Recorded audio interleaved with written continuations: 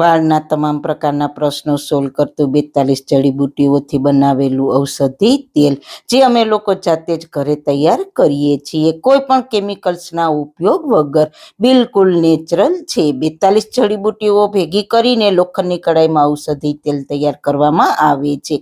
જો તમારે ખરીદવું હોય તો તેના ઓર્ડર અમે લઈએ છીએ. ઓર્ડર કન્ફર્મ કરવા માટે વોટ્સએપ નંબર સ્ક્રીન પર જોઈ શકો છો.